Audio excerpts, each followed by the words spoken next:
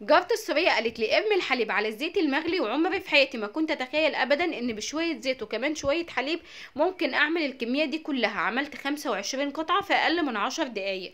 عمري ما كنت اتخيل ان انا ممكن اعملها في البيت، والله من جمال طعمها ولادي ما كانوا مصدقين ان انا عملتها في البيت، وقال ايه افتكروا ان انا نزلت واشتريتها جاهزة. يلا بينا على الطريقة. اتمنى لو عجبتكم ما تبخلوش علينا باللايك. اول حاجة انا استخدمت حبتين اتنين بس من البيض، وعشان كان حجم البيض بتاعي صغير ممكن تستخدمي لو البيض بتاعك حجمه كبير استخدمي حبة واحدة بس. ضفت عليه معلقة كبيرة من الخل وكمان باكت من الفانيليا، وهبدأ بقى ان انا اخلط البيض لغاية ما القوام بتاع البيض يكون معايا سايل تماما وما فيهوش اي لزوجة. بعد كده هضيف كوباية كاملة من السكر، طبعا يفضل ان يكون لون السكر فاتح. بعد كده هخلط بقى البيض مع السكر لغاية ما اتأكد ان السكر خلاص داب معايا واللون بقى فاتح معايا بالشكل ده. هسيبهم على جنب وهجيب كوبايتين اتنين من الدقيق وانخلهم كويس جدا. اضيف عليهم ربع معلقة صغيرة من الملح، وعليهم كمان باكت من الكيك شيف او اي خميره حلويات. في الوقت ده بقى هبدا ان انا اخلط البيض والسكر مع الدقيق بالشكل اللي انتم شايفينه قدامكم ده.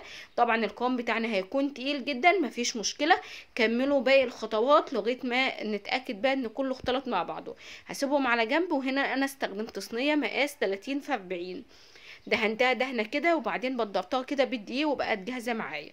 في طاسه بقى على النار ونزلت بنص كوبايه من الزيت اللي هم حوالي 4 معالق كبار من الزيت.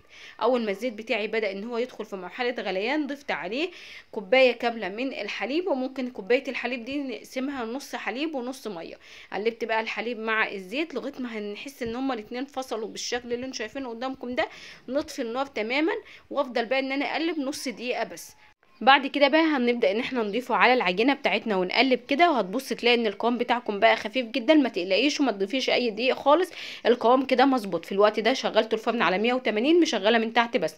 نزلته في الصينيه وسويته بالشكل ده وهدخله الفرن.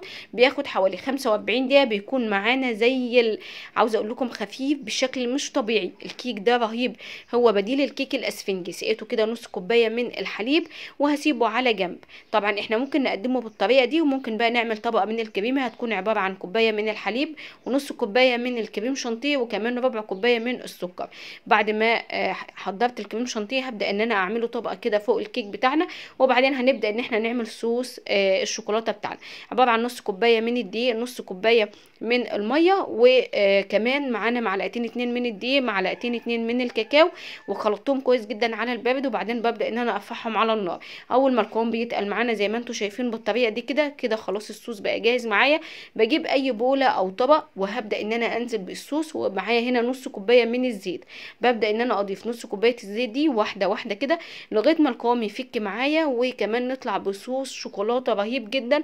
قوامه حلو وفي نفس الوقت فيه اللمعه اللي احنا كلنا بندور عليها في لمعه صوص الشوكولاته. شايفين الجمال؟ مفيش احسن من كده. نجيب بقى الكريمه اللي احنا كنا دخلناها التلاجة بطبقه الكيك، وبعدين نبدأ نعمل طبقة من صوص الشوكولاته، وزينتها كده بطبقه كمان من الكريمه رايح جاي زي ما انتم شايفين بالطريقه دي. عارفين بقى الصينيه بتاعتنا دي الله اكبر كده عملت معانا حوالي 27 قطعه. كل قطعه زي ما انتم شايفينها قدامكم كبيره جدا طعمها تحفه.